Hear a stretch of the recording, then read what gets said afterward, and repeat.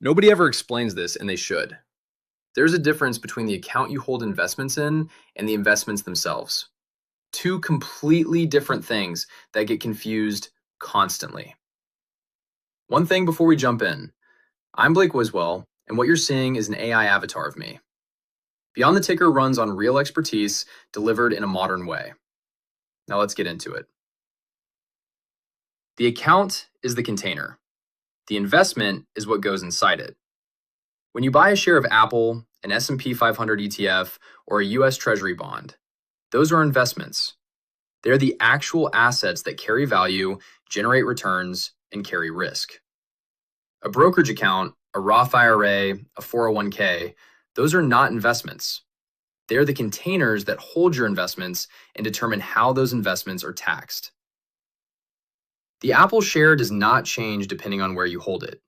What changes is what the government takes when you sell it. Different employers and institutions use different account names. A private company might offer a 401k. A nonprofit might offer a 403b. A government employer might offer a 457b. The names differ because the sponsoring institutions differ, but they all come back to the same question. What is the tax treatment? That answer is what actually defines the account. Strip away the label, and it always comes back to that. At the core, account types come down to two structures. Pre-tax accounts, like a traditional IRA or 401k, let you contribute before taxes are taken out. Your investments grow tax-deferred, and you pay taxes when you withdraw in retirement. After-tax accounts, like a Roth IRA, work the opposite way.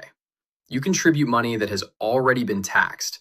It grows tax-free, and qualified withdrawals in retirement are tax-free as well. A standard brokerage account has no special tax treatment. You invest after-tax money and pay capital gains taxes on profits when you sell.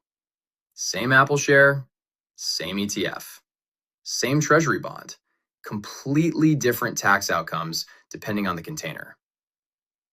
Now, here is something worth keeping in the back of your mind. There are certain investments that carry their own tax treatment built directly into the product itself, where the line between the container and the investment starts to blur. Annuities are one of the most well-known examples of this. We will be dedicating a full video to that conversation down the road because it is a topic that deserves its own time. But for now, just know that not everything fits neatly into the container and contents framework. And that is exactly why understanding the framework first matters.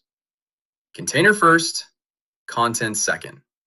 Now you know the difference, and you know there is more to explore.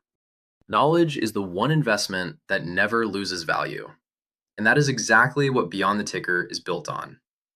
If you got something out of this, like the video, subscribe, and pass it along to someone who would appreciate it. Every share helps us reach more people, and we are grateful for every single one. See you next time.